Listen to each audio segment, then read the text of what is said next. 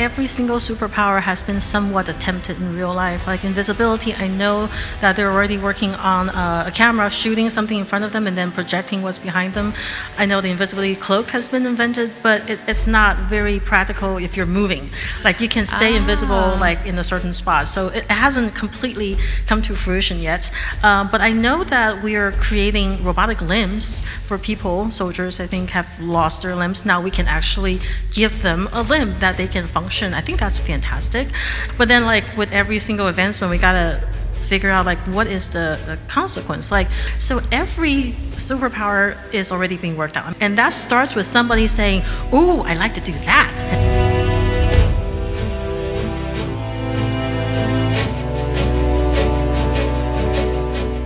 Hello, everyone. Welcome to First Fridays, our season finale. Thank you for being here. Who's been here this season? Who's been to other First Fridays this season?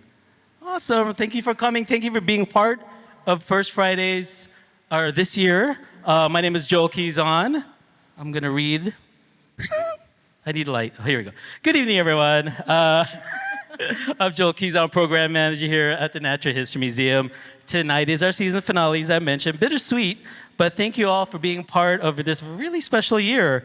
Our theme for this season is fandoms and fantasy. We celebrate the intersection of pop culture fandom and the work and collection of NHM. Part of our work is bringing you folks here to NHM so we can not only share our stories, but be a part of each other's stories and celebrate our rich and intersecting communities. So I'd like to give our special thanks to our sponsors, Bank of America, Los Angeles Department of Power. Big round of applause for them. Thank you very much. Special thank you to our media sponsor, KCRW. Yay, KCRW, thank you. I Am Sound for helping make this series a success. We'd like to also thank our community partners, Pro Bono ASL, for providing interpretation for this evening's discussion.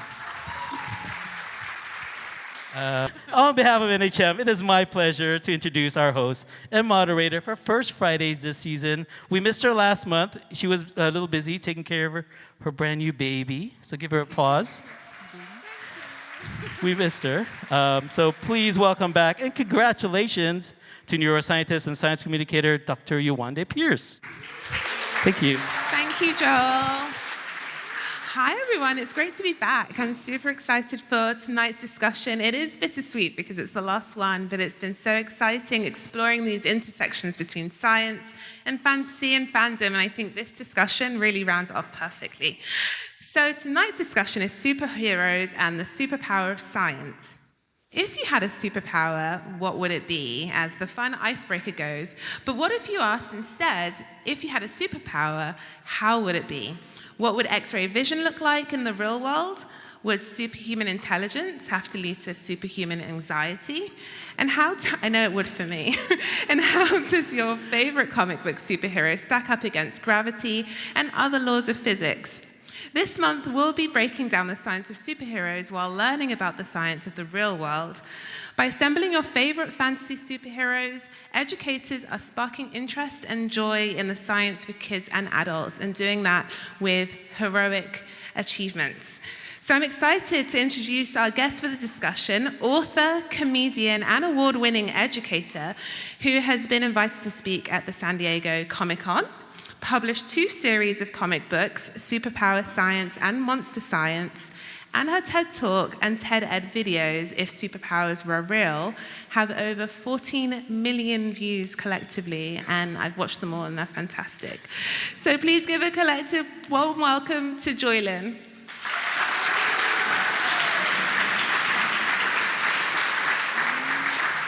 Okay, so Joylyn, as we've heard, you have done a lot. Your work spans across science and education, comedy, screenwriting, and filmmaking. And during the discussion, we'll talk about all of that. But since tonight's theme is about superheroes, and all superheroes have origin stories, I'd love to start by just asking you, what's your origin story, and how did it lead to all of these different things? Oh, that's easy. I spent 3 years in jail. Okay. Yeah. No, I was the science department chair at Travis County Detention Center. It's where they send the kids after they're arrested, before they're sentenced. Okay. So they're there for sometimes a few days, sometimes a few months, and age range from elementary school to 17, because once they're 18, then they go to the adult side. And I wanted to do some kind of a group discussion that will make everybody interested, and nobody could come up with a lesson that's like, I don't know, easy enough for the kids, but like challenging enough for the older kids. So we started watching clips of popular superhero movies. And this is back, like almost 20 years ago. So we didn't have a lot to choose from. It was the Tobey Maguire version of the Spider-Man. It was Fantastic Four. It was the Michael Keaton version of the Batman. And that's about it. And then the super old Superman movies.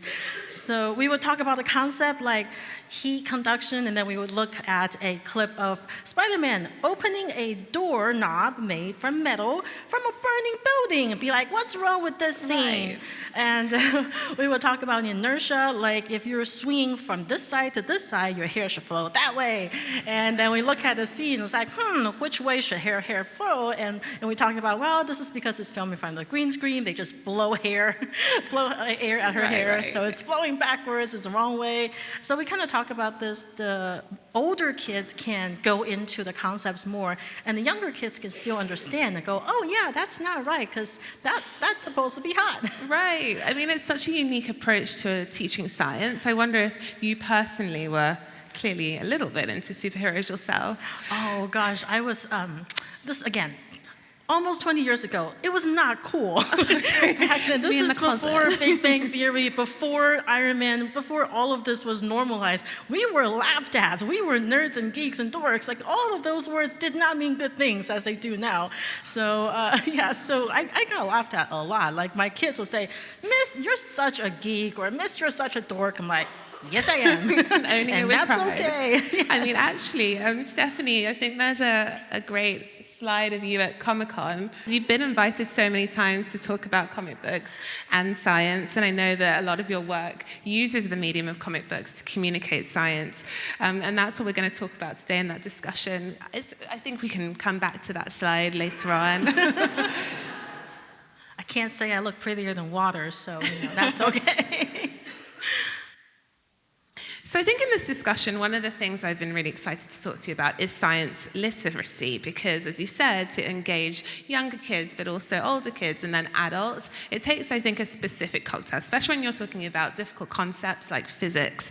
So since superheroes are rooted in fantasy, their origin stories, really, I mean, they could literally be anything. They can be complete fantasy, yet a lot of superheroes and villains, I've noticed from my little knowledge that I know of that world, is that they really do start off as scientists a lot of the time, or they've dabbled in science in some way, and that's really part of their narrative. If you think of Peter Parker, he was bitten by a radioactive spider in a genetics lab, allowing him to become Spider-Man, or Scott Lang discovered shrinking particles and became Ant-Man, or Bruce Banner, who was exposed to gamma rays, became the Hulk. These are all Marvel references, sorry if that's a bit biased. So the list goes on. So my question is, why do you think science has such a dominant presence in the superhero narrative story, origin story, sorry?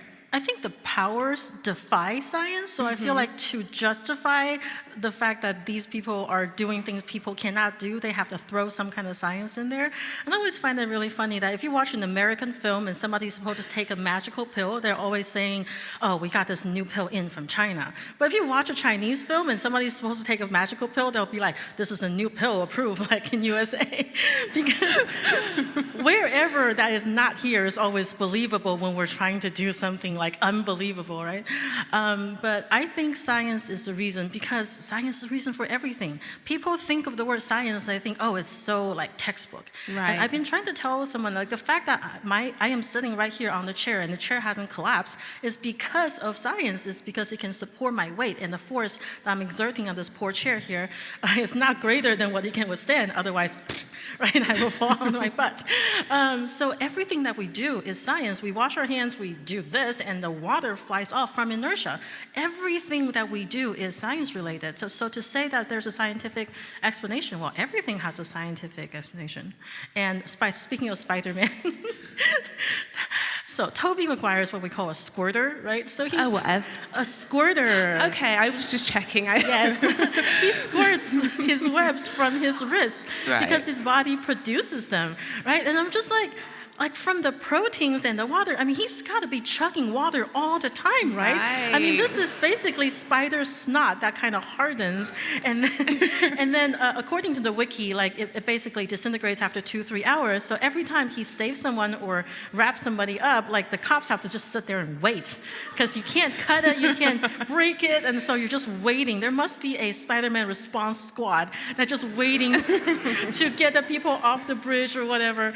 And the newer Spider-Man, they have this device, but honestly, I never see it on screen. And then where are they carrying the material? Like, where's your fanny pack, Spider-Man? I don't see it anywhere on you. I'm just like, whenever you say Spider-Man, I'm just always like, where is the material coming from? Right. Like, just show one scene of Tobey Maguire just chugging water and like drinking protein shake, just like, ooh, that took a lot out of me. I mean, watching these films with you, I think, would be a completely different experience. But it's right, exactly. Science is the underpin. I mean, it's the basis of everything. And that's why science accessibility is so important. But there does seem to be this separation, doesn't there, with the science that we experience every day and it impacts our lives, and then the science that we think of as being inaccessible. And I think, great. So this is you at Comic-Con. So young, oh my God. I wonder, when was that? Could you say like a little bit about? Like 10 years ago. And so this is, you're moderating, you're holding panels talking about superheroes and science and allowing that to be accessible to wider audiences. Because, I mean, a lot of these stories are popular because they capture people's imagination and it creates a sense of wonder. So as we're talking about Spider-Man, I wonder how many people in the audience are thinking the same things as you as an amazing science educator when watching this. But that science is truly fascinating. You just can't fit it into a 90-minute, maybe 2-hour film. So your comic book series, Superpower Science, looks at superpowers through a real scientific lens.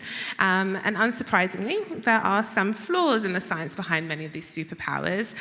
So I'm interested to hear a little bit about how you hold the tension between sparking interest and joy in STEM, but without compromising the allure and the fantasy of the superheroes we love. And I think the next slide is a good illustration of, I mean, these are all of them. These are all of the comic books. So I want to explain this. In Chinese, there's a saying saying that your body of work is taller than your height. But keep in mind, back then, paper was like this thick, and they wrote in big characters. So it's not that hard. So I kind of cheated, and I just had them horizontally laid up, and I have my 6'3" husband model. It's like, hey, it's taller than my husband. I've written enough to be taller than my husband. That's why the photo looks like that. I totally lost your question. I'm sorry. So my question was, a lot of the interest in comic book stories is because of the fantasy, and it would be fun to hear about, why the science isn't quite right, but is there a balance you need to strike to make sure that it's still fun and engaging? I am terrible at that balance because the summer that the TED Ed videos came out, the YouTube was not very kind to me. It called me, I think, the killjoy of children's dreams. Ooh, harsh. Which I personally thought was hilarious because the idea is I want to spark a discussion. I want to start people talking about comic book heroes and the things that we want to achieve and how to actually achieve it. Like killing children's dreams is just a nice bonus side effect because I'm evil. It's not the point. It's just what also happens when you point out the issues. But the idea is always, well, this will happen if that happens, so how do we achieve this without doing that? Like that's the process, right? In most laboratories, like, okay, so the side effect is this, so when we're creating a pill that solves this problem, but it gives you a headache, so what if we put in this pill something that counteracts the headache? So you're trying to figure out something that balances everything, and that's the process. But the first thing you gotta do is you gotta find the side effects, and that's what this does. And I think you do that really well. It's actually a lot of if you separate them and you think of like a physics equation, force equals, ... Yes. Physics is not my background.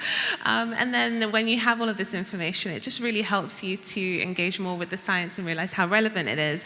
Before you actually published these comic books, you worked with TED to create the series If Superpowers Were Real, and that tackles 6 superpowers, including immortality, flight, super speed, body mass, invisibility, and super strength, which on their own are incredible, but you actually go into some of the science behind that. So I just had a baby. If I could choose any of these superpowers, I'd clearly choose super speed, as there just really aren't enough hours in the day. But I wonder if there's a world where super speed could actually be scientifically plausible, and if so, what would some of the potential dangers and limitations be? So I'm a huge fan of the series The Boys, and I've been talking about this on stage since before The Boys came out. So when the first episode of The Boys, I hope I'm not ruining this with anyone, but the character A-Train basically liquefies a girl because he was running too fast and he didn't have the perception to stop in time, and he just... Oh, that's episode 1. Well, so episode 1, like very, very beginning. He just runs through her and she just explodes basically, and her boyfriend was literally there holding her hand, and there are just 2 arms, 2 bloody arms. They're just like, which is why I stopped watching, by the way. I only got to episode 1. Yes, I was like, yes! My husband's like, you've been saying that on stage for years. I said, yes, I've been saying this for years. You need to have the perception, right? Because it takes a human being about 0.2 seconds to see and perceive and make a decision and then carry out the decision that your body wants you to do. So during that 0.3 seconds, depending on how fast you go, right, you've already gone through so far before you can react to something. This is why you can't text and drive, because you're in a car that's going so fast. By the time you see a bunny and you want to stop, you slam on the brakes, right? Like your car would have gone like so far. And the faster you go or the heavier the car is, like the longer the distance it is to brake. So it's really the perception that's the issue. Now, if you can have superhuman perception, then you will have superhuman perception all the time. This is something that's not discussed enough. Like if you have a power that you're able to do, then you have it all the time. If you smell everything, then you always smell everything. Like if you can smell the best flowers, or if you can smell the smell of a bomb so you can find it, you can also smell every single diaper in the 10-block radius. Most smells are bad. I can tell you this. I have a dog nose, and when I come home, I can usually do this. Fried chicken and curly fries. And my husband's like, how do you know? I'm like, 2 different spices. Most smells are not good. Like when you can see everything in detail, then that means you can see into the pores of your date's nose. And it's not a good thing. Like if you have a good perception, you always have that perception. So if you have the perception to be able to process super speed, then imagine waiting 5 minutes for drive-through. It's not going to be the same, right? Right. So I think that's the biggest issue. And several different movies have kind of covered this.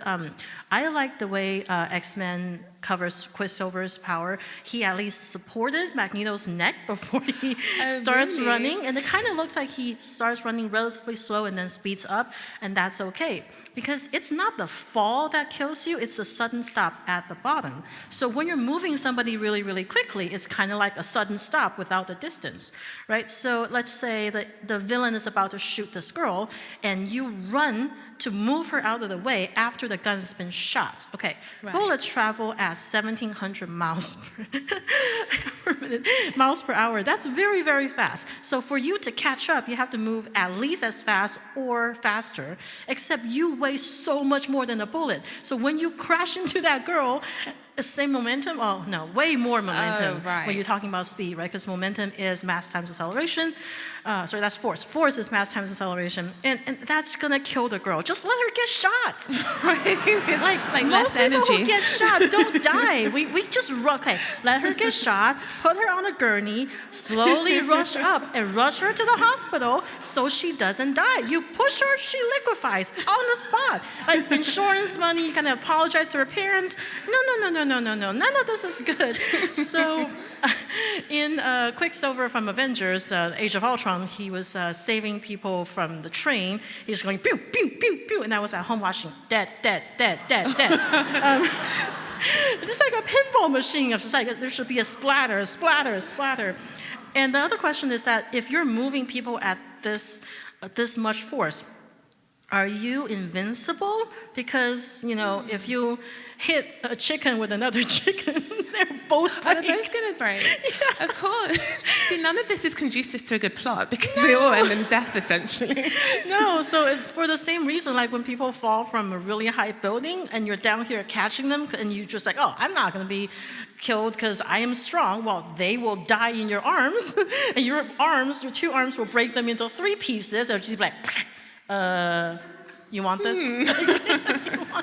What you should do is if you can fly, you fly up to catch them and slowly slow them down. Or I guess if you're Spider-Man, you can kind of change direction and swing them. But it's the sudden stop. It's not the speed, it's the sudden stop. So imagine like a box of Jell-O with a little space, and you just shake it and you shake it. That's kind of like what happens when somebody is moved too fast. So it's a very big problem. So I love how it's not completely debunking the fact that super speed could be a legitimately feasible power, but there are all of these things that you have to, all these caveats that you have to consider. And I mean, your lesson series, Hollywood Versus, I mean, that's the inspiration behind it. Yes. So I think you need to go to Hollywood and be in the room when this is made, because these are just simple problem-solving fixes. There are so many things that I see on TV. I'm just like, my biggest few gripes. Number 1, silencers do not silence guns the way that it's not a pew. It's as loud as a jackhammer. Like, it's still very loud. Anybody who's ever shot a gun would know this. I'm from Texas, so I'm like, no. A car door cannot protect you from a bullet. I'm sorry. The only place that is safe from bullets, you gotta hide behind the car's engine, but then you can't drive that car anymore. I don't know how many people I can just yell this at before they listen. Oh, you can't shoot a bag of grenades for it to blow up. Dwayne Johnson, I'm talking to you. There's a very specific mechanism. You gotta do a spark that lights a bigger spark and then lights a grenade, shooting it. No. It doesn't work. No, it does not work. No, just not. You can throw bullets into a fire and it wouldn't go in the direction that you want it, because there's a reason that barrel of the gun is guiding it going somewhere, right? So there's so many things that movies get wrong, especially even movies about guns get them wrong. Get it wrong. Just y'all do your research, y'all shoot. No time, no budget. No time, no budget. I mean, given everything that we've spoken about, there's a great next slides, if you don't mind. This is you really breaking it down, and I think this is great because it shows idle gas law, PV equals nRT. Cannot remember that for the life of me, but then when you put it in the context of these stories, it's really, it's digestible. So given everything that we've talked about, my question is, if you had a scientifically sound superpower, what would it be and why? Right, and this is coming from you. Of course. So first of all, I feel like if you have a superpower where you are the only person who can do this in the entire world, immediately everybody you care about, everyone you love, would be in danger of being kidnapped. Right. Especially women, because as Frank Drebin said in Naked Gun 33 and 1/3, women make the best hostage. They're small, easy to carry around, eat less, smell nice. So I feel like there's a reason why people hide the fact that they have superpowers. But I thought about it. I feel like a lot of the superpowers are destructive. Like you're powerful, then you can destroy things, and you can be used as a weapon. So I feel like the safest thing that I can do is the power to heal by touch. I don't want to heal myself. I don't want to be immortal, because there's so many problems with that. We can get into that later. But I just want to be able to heal things to the way that they were. It's kind of like Captain America is like the best version of a human, but it's still within reason. So if somebody gets hurt, I can heal them by drinking and eating a lot of food so I don't get fat. And I'll just turn all of that food that I just ate and drank into the power to heal with protein production, right? So I'll channel the beautiful food that I eat into healing powers, and I can't think of too many wrong ways to use that power.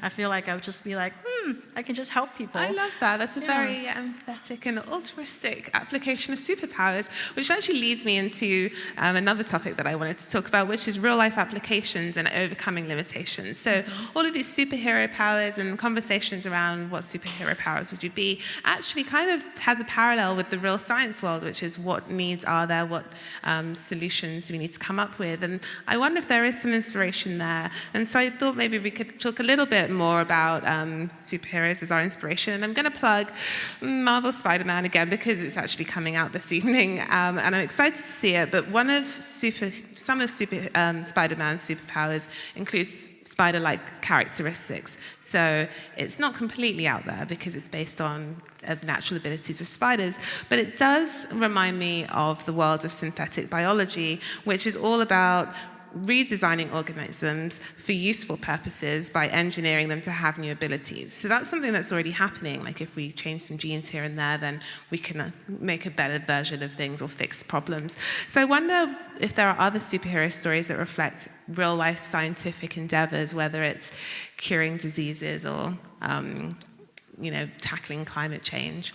I feel like every single superpower has been somewhat attempted in real life. Like invisibility, I know that they're already working on a camera shooting something in front of them and then projecting what's behind them so that people can't see the camera, the actual item there.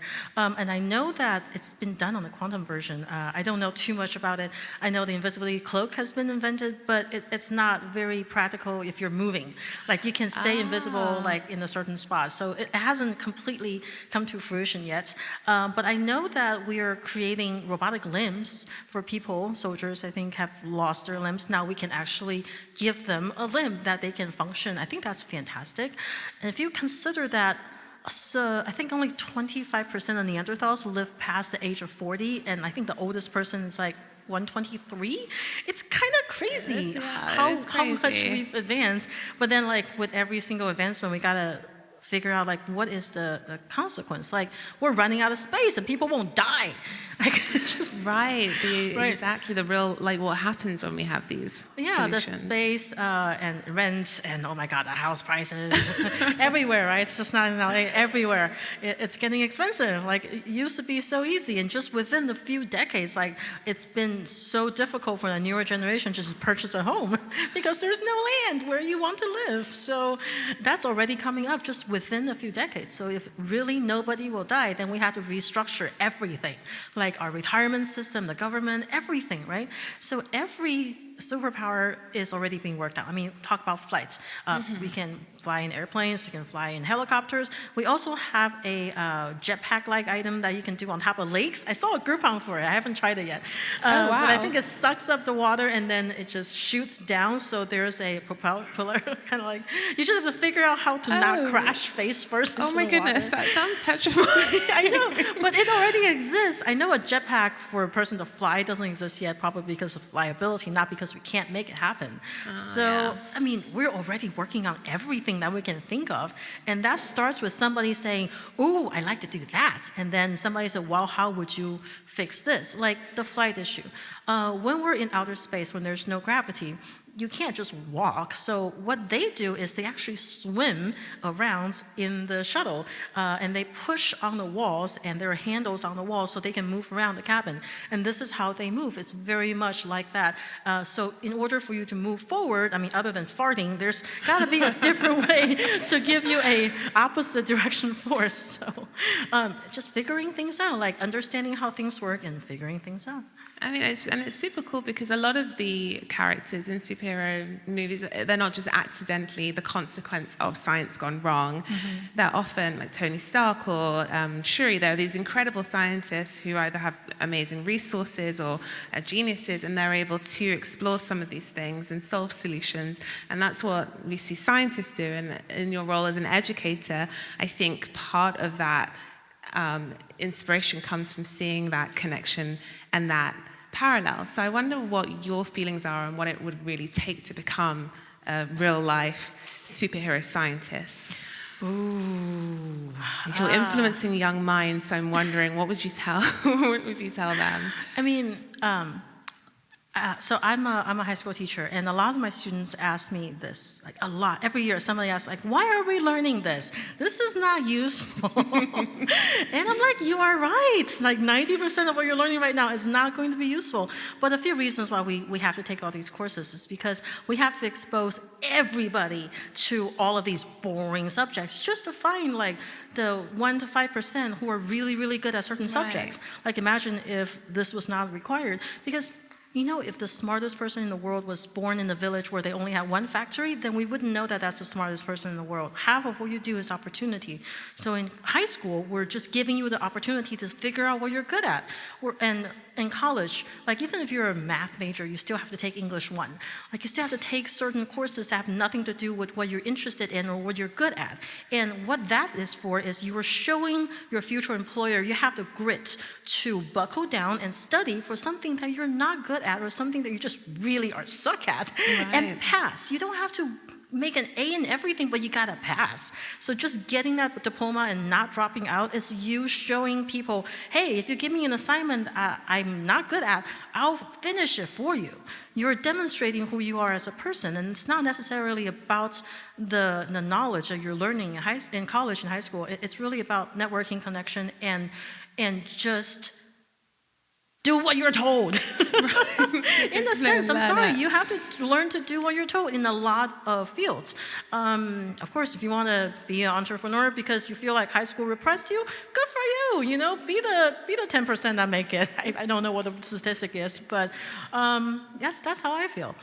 Right, and I mean, you have done a lot of things in your career aside from the science education. So I think having that sort of broad approach to taking in everything, and the fact that you do need to, I mean, science is difficult, that's the fact, but it's important to be able to incorporate that somehow. And so science communication and how I think arts help make complex scientific concepts really plays into that, because it really does help it become more accessible.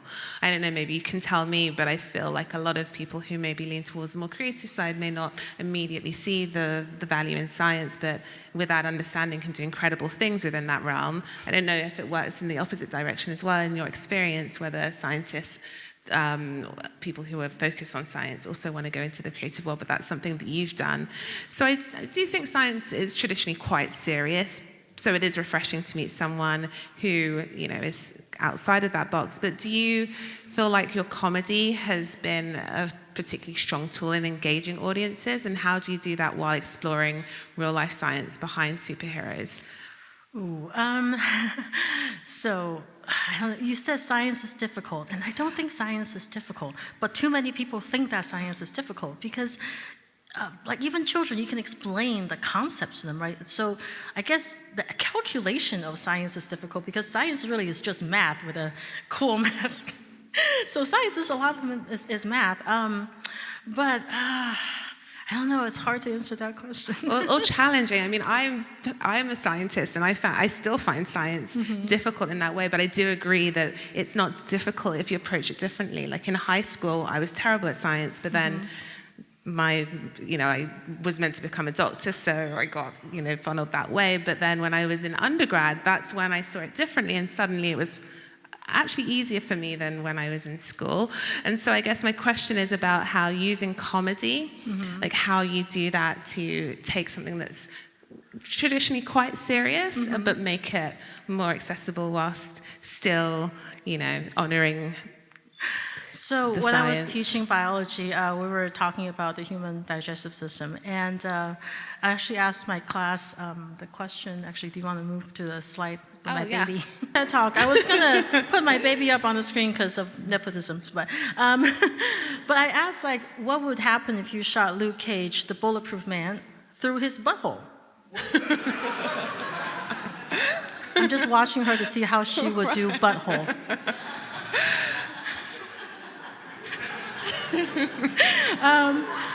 So I've led this question before. I've asked science teachers, since I also teach other science teachers on how to make science more interesting, and I've asked science teachers, what do you guys think would happen, if you shot a bullet? Now we talked about bullet being 1,700 miles per hour. Okay, let's just agree first, if there's an opening, no sphincter muscle is strong enough to keep the bullet out, so it's going in there. So once you enter the anus, there's the rectum, and then there's the large intestine, the small intestine, the stomach, and then the esophagus and the mouth. You'd be surprised how many science teachers say, oh, it will come out through his mouth. I'm just like, do you understand how many directional changes that it will go through before it goes from anus to mouth? Which is like the process, if you draw a map, like did you know if you take all of your intestine out of you and just lined it on the floor, you would die? Sorry, that's a dad joke, I know. But like the number of turns it would need to make, I mean, it's just not possible, because we have a few possibilities. There's like, are his intestines also bulletproof? If that's the case, it will keep bouncing back and forth until it stops somewhere and then he gets constipated. And the other possibility is what if his skin is bulletproof but his insides are not? So once it gets in there, it bounces back and forth, destroying all of his insides until his skin stops it, you know. So those are the possibilities. And the thing is, 3 seasons of Luke Cage and the Defenders, and nobody's ever tried to shoot him through a face hole. He's got 2 nostrils, 2 ears, a mouth, 2 eyes, because in Jessica Jones, they actually penetrated his skin under his eyes, so we know that there are vulnerabilities. Like, all of the bad guys, nobody's ever said, aim for the face. Like, find a hole, any hole, just go there. Like, nobody's ever tried. Like, they keep shooting him in the torso. I'm just like, which actually would make for a much stronger narrative. It would be really good to see that on screen. Get a sniper, right? So if you get a big bullet, then at least you render him deaf, because it will plug his ears. His bullets are not magnetic. You can't suck it out, and you can't cut his skin to bring it out. And if you get a small enough bullet, like a 22, well, then I argue he would die, because it will pierce his eardrums into his brain, because I don't think his eardrums are also bulletproof. Like, just saying skin versus eardrums, I find it more far-fetched that his eardrums will be bulletproof. Right. So we can talk about all of these things, like the composition of a head, like what's inside your skull, where is your brain located, which part of your brain would be damaged if it goes to this side. Like, that conversation becomes more fun if they have a visual. I've seen that. Well, in what I think maybe the previous side, so Allo Comics does a little bit of that, but I've seen another side that we haven't. So talking, I think the comedy in this and explaining things. So that we don't have it here, but like the way that you juxtapose like the anatomy, like the whole human body anatomy, but then together with this comedy, I think is brilliant. So yeah, what the turbo snail? Can we talk about turbo? So I was in reality, I was watching this with a glass of wine in my hand and with my husband at home. It wasn't at a theater, I promise. I did not yell out BS in the theater. But we were watching the Turbo, like Ryan Reynolds, before Deadpool, right? He was a super fast snail. And I was drinking and watching this, like, that snail's gonna die from dehydration. Because that's how snails move forward, is they leave a snail trail. And I'm just like, well, you're moving on a high friction surface, you're gonna die. You're gonna become snail jerky. And my husband is just like, really? Like, he has a car horn and a radio in his shell, and you're bitching about this? I'm like, yes. It doesn't change the biology of how you move, like if you're a snail. And so my husband hates to watch Marvel movies with me, especially Ant-Man. Every time I see Ant-Man do anything, I'm just like, ugh. Ant-Man is a good one. I think, like, I'd love to get into a little bit of the physics of Ant-Man, because you'll be able to explain it better than I will. But what are a couple of the things with Ant-Man that are deeply... The biggest thing is that the first Ant-Man, they talked about... The thing, okay... There's so many. I was reading it and I was like, oh my gosh, Ant-Man doesn't make any sense. No, the biggest thing is they explained how they shrunk things was they found a way to decrease the distance between atoms. Now that part is scientifically sound. Forget about the intermolecular forces. But there's so much space that you can technically squeeze a sponge into a smaller sponge. That's the way they explained it. But then you still weigh the same. So there was a scene from just the trailer of Ant-Man 1 where he was running up a guy's arm and punching the guy in the chin. I have a big problem with that. So first of all, I did the math, okay? Trust me, I am a math and science teacher. To an ant, he is the height of an ant, not even the length of an ant, okay? He's the height of an ant. To an ant, this is like 2 football fields. Okay, he ran this in 2 seconds. What? Like, reality, you'd just be like, and the guy would just be, right? It's so slow. And another thing is that if he's so small and he's this big, and then his arms would be this big, and he's punching the guy in the chin, he wouldn't even hit bone. He would like barely pierce the guy's pimple, and that's about it. Like his face would jiggle just a little bit, like it would ripple, and it would. It's like a little tiny tattoo needle goes. Right. Doop, and that's all That's he what it can would do as Ant-Man when he's that small. And he also weighs 180 pounds, so every single step he takes, he will leave a bloody footprint on the guy's arm. And again, 180 pounds, so he wouldn't be walking, he would be climbing, pulling out arm hairs every step of the way until he falls. I mean, oh my God, so many problems. And there's a solution. There's a solution. All the filmmakers had to do was have the screenwriter says, let me show you what we can do. I could explain the science to you, but that's boring. Let me just show you. But no, they wanted to give you a scientific explanation. But if you just said, oh, we messed with the quantum physics a little bit, I can't complain because you didn't go into detail about how you messed with it. You just had to say something vaguely sciencey, but... And then it passes. No, you had to say a coherent sentence, then I'm just like, no, that would not happen. On the case. Yes. I love that, and I think there's so many examples. The comics are really, honestly, a big fan. So another, the comedy we've talked about, but aside from that, you're actually also a producer, a director. You're acting and writing films, screenplays. The content that you make does go beyond just science. That's what that other side was. With, if you wouldn't mind bringing up the slide after this. Okay, so beware. So I'm curious to know, I mean, we've talked a lot about the Hollywood versus science lessons and demonstrating with Ant-Man why a lot of these things depicted in films aren't quite scientifically accurate. Do you hope to change science in film in any way, and how would you do that? It would be great to hear a bit about Beware and sort of what the idea is around that. So many people come together to create a movie. And I'm saddened by the fact that nobody out of all of that brilliance and intelligence, nobody ever said, wait a second, like, well, that doesn't make sense. Like, nobody ever says that. So when I write horror movies or comedy or drama, whatever it is, I try to be scientifically accurate. So that's if werewolves exist. We don't know that. This is actually a horror comedy, which is my personally favorite genre because I love horror comedies. And I don't think I'm spoiling it for anyone. It's been out for years, so whoever has seen it has seen it. But basically, this new werewolf becomes a werewolf and doesn't respect the old werewolf who turned him. So the old werewolf did not warn him about the dangers of eating too much on your first night, because a wolf can stuff like 20 pounds of meat in your body. But when you turn back into a human, your human stomach... Oh gosh. Oh no. Bloody mess ensues. And that is just physics. It's just simple physics. You eat too much, either your stomach explodes, or if you have undigested fur and teeth and intestines and raw stuff, you do some pretty ugly stuff to your toilet. So it's just consequences. Imagery, we can't forget. So that's what that's about. And there's actually a sequel that hasn't been shot yet. It's called Revamp. It's like what happens if you turn into a vampire. There's some pretty bad consequences. And so we'll have to check that out to find out. I think that's a good way to go into audience questions. We'd like to hear from you. So if you do have a question, if you raise your hand, we've got Stephanie, and yes, we'll be coming around with a microphone. I think we have on the left a question.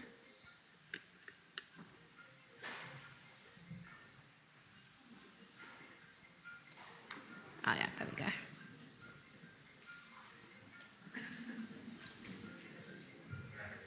Hi. So, if I'm correct, you do a lot of your lessons with high school age students. Do you have or plans to do anything for younger students to introduce them to like chemistry, physics of things through the lens that you already use? Oh yeah, so these books, these are geared towards children. They're geared towards children so much I couldn't use any gun references. When I was talking about super speed, Hatchet was like, no guns, no bullet. I'm like, Superman's faster than a speeding bullet. You can't, you can't tell me. It's just like, okay, so I had to use like a Pelican Falcon, like a fastest bird, instead of using a bullet as an example. So it's written for children, but most of my adult friends find it relatively entertaining because let's face it, if I give you a high school science test right now, half this room will fail. Okay, that's normal. If you give me a high school geology test, like social studies of any kind, I probably wouldn't pass myself because let's face it, most of the high school stuff that we are not used in real life. Yeah. So it's written for children, but honestly, I meant for it to be for adults, but it's it's written for children. Yeah, these are aggressive, the superhuman body, masters of matter, fantastic forces in motion, and heroes of light and sound. Yeah, and they're actually comic books. Like inside, you'll see it's literally comic books. Oh, there's the brain one. This is if you shall lose the great illustrations. We could not actually use any real superhero names, and same thing with the TED Ed videos. So when we had a creative video on TED Ed on the growing man, we couldn't use the Hulk, so they used Chuck Norris. I swear this is true. And I remember I was telling them about the immortality one. I'm like Mr. Potato Head. Just draw Mr. Potato Head falling with pieces falling off his body, because eventually you'll lose limbs and lose an eye, lose an ear that won't grow back, right? So immortality has a bunch of problems. They did Dorian Gray, which is so depressing. Ooh. I'm like, ooh. They literally had a saw come in and sawed off his arms and limbs. I was like, Mr. Potato Head, Mr. Potato Head, it's for children. So, Ted is semi-responsible for some of the hate I got online. Like, I said Mr. Potato Head, like, pieces falling on the floor. Toy Story, funny, but no. Gotta go for that. No. Great. Hi there. I feel like in your world, I've heard people say Stan Lee spent more time trying to be scientific for DC than he doesn't even try. What fictional science did you assume, were you just most surprised? You're like, oh, that can't be right. And you looked into it, and like to disprove it, you were like, oh wow, it turns out this is scientific literally. Oh, that's a great question. I haven't felt that way very much. I can't come up with any example. Like, let me think for a second. They haven't really surprised me very much. They make me think about other issues, but I can't say that that's ever happened to me. But then I'm a massive nerd who thinks about this kind of stuff all the time. Like, I spend a lot of time like researching and studying up and reading books and watching other people's videos. So it's kind of hard to surprise me when it comes to imaginary stuff like this. But I will say, remember the Quicksilver thing I mentioned? So, I feel like X-Men did a better job than Marvel did, because at least they supported his neck and started running slowly versus just pew, pew, pew, dead, dead, dead. And also, you gotta look at the origin stories of the heroes. Like, if you talk about DC, Wonder Woman is kind of like a god. Superman is an alien, right? Batman just has money. Right. The power of money. The best power. We were talking about like, what's your favorite superhero? I don't really have a favorite superhero, but I know who I don't want to date. Yeah, we did. I said, that question is too low-hanging fruit for the discussion, so I'm not going to ask you on stage, but what is your favorite superhero? And I don't have one, but I can tell you I like to have Tony Stark's money, especially since he already died. I don't want to date the Hulk because I'd be afraid to get into an argument with him in the car, and he hulks up and I'm ejected from the other side of the car. That's just a terrible idea. I don't want to date any alien or gods. I mean, I dated a fighter. Not even Thor? Huh? Not even Thor? No. Okay, I dated a fighter jet pilot one time. The ego on that guy. Oh my God. And I am a strong woman who will not back down. And like, I understand. Like, it's like $1 million technology, given to you in your hands. You're a Top Gun, Tom Cruise. And you come home to me with that attitude, I'll just be like, nah, no. Try. So I don't want to date a god. I don't want to date an alien. I want to date somebody with money, but not somebody with bad communication issues like Batman. Oh, there's another question on the left. Hello. first off, thank you so much for speaking out so much on science, especially in all things nerdy, because it feels like there was a time, yes, where it wasn't a thing, and now everyone talks about it, and it's part of our conversation like we're having it tonight. OG nerds. Yes. So my question has to do with, I mean, there's so much been discussion about Spider-Man, and as a seminal story that we share in the superhero space. And the question I have about it is when you look at superheroics, they're often as stories tied to things that we're afraid of, like the origins of Spider-Man were tied to radiation in the atomic age, and then in updates of those stories you see things like Spider-Man being updated to be a genetically enhanced spider, actually created in a laboratory that was filmed inside this museum, which is like a fun dirty fact for film fans of Spider-Man. Oh, wow. So we take the things that we sort of fear and fold them into stories where we can pose them as heroes. Sort of as a commentary, where do you see that potentially going next? What might be the next thing that we as people fear that then want to fold into our stories, not just with Spider-Man, but potentially with other heroes as well? That's an excellent question. I have a fear of public speaking when I'm sitting here, so what's my superpower name? I don't have a good answer for that. I'm not going to pretend like I have one, but I will say, if your parents are shot dead in an alley, but you choose bats as the thing you're scared of, that makes no sense to me. Like, your parents were literally murdered in front of you by a thug, but bats scare you? Really? Yeah, lean in. like, no, come on, that doesn't make sense. I don't know. I think by making your fear something that you incorporate into your superpower, you're giving yourself that power to fight it. I think I would like to see something more like snake adjacent, because I haven't seen anything that's like snake adjacent for the superpowers yet. And I was like, that's like one of the biggest fears. Right. What is it about snakes that, I mean, do they have regenerative? Depends on the snake, I think. It depends on the snake. And what parts. That could be a good one. Yeah. Because I was thinking about that with Wolverine, my background's in stem cell biology, so I've always been really intrigued by his power because he can just regenerate. Like the whole of the stem cell field is.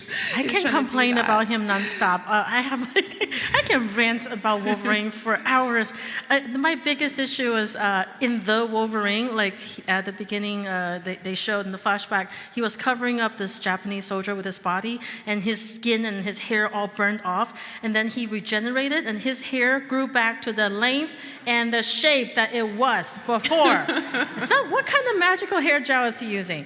And then same movie, it shows that he has really long hair, and then he got a haircut. I'm like, I will suspend belief, okay, for a movie, but follow your own rules. Like, you can't show a haircut and then also show this. And if you really think about it, if every single hair grows back to the way it was once it falls off, then his nose hair and his eyebrows and his eyelashes will never stop growing, because we never have to trim our eyelashes, because when they get too long, they get tangled and they fall off. Right. If his never fall off, or when they fall off, they grow back, then his eyelashes will be this long. He will have to braid them and put them behind his ear just to see. So you know how like older people have longer nose hair and ear hair? So that's like what Wolverine will look like all the time. Like, he has two fates, okay? Cousin It's, okay?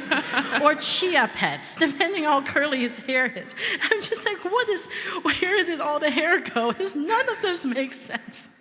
So many questions. Like, so many questions. All of the blade retracts, right? But from the X-ray that we see from the movie, they retract to here. That means his wrist can never move, because the blades are from here to here. So they're always there. There's no movement. He's like wearing a wrist cast all the time. Oh, right. Yeah, and also it hurts him every time the blades pierce his skin. So if I were him, I wouldn't just be, I'm ready. I'd be like waiting to the last possible second to not poke 3 holes in my hand. Like, there's a lot of problems with Wolverine. Not desirable. Wouldn't want to be so many Wolverine. problems, and they never show the blood because it's, again, PG-13 blood.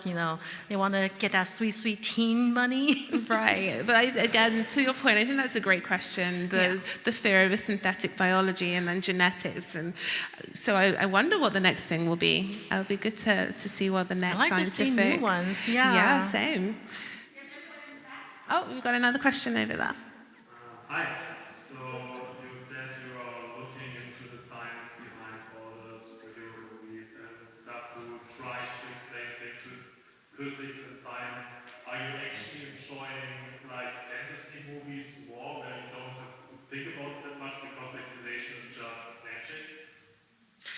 Yeah, I think that you got it exactly right. So even Marvel, when we started, it was Iron Man who built a suit in a cave. You know, it was based on science, which I was able to follow. And then they introduced Thor, and in the latest Thor movie, he literally met Zeus. Like the Zeus. So you lost me somewhere in between Iron Man and meeting Zeus, played by the gladiator. I'm sorry.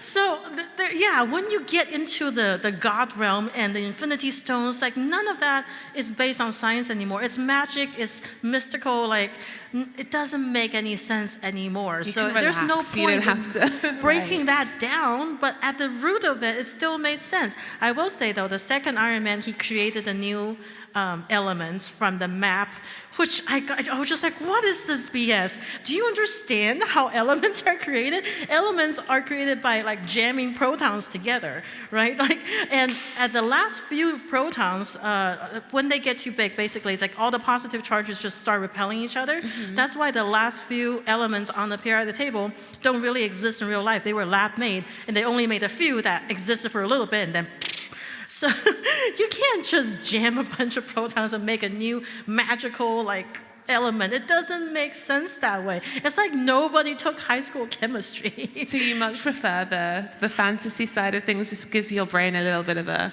you can chill out more and like exactly. just relax and enjoy Be very it. vague. Be super vague. Say, oh, we messed around with this, but don't tell me exactly what you did because I'm going to go, nah.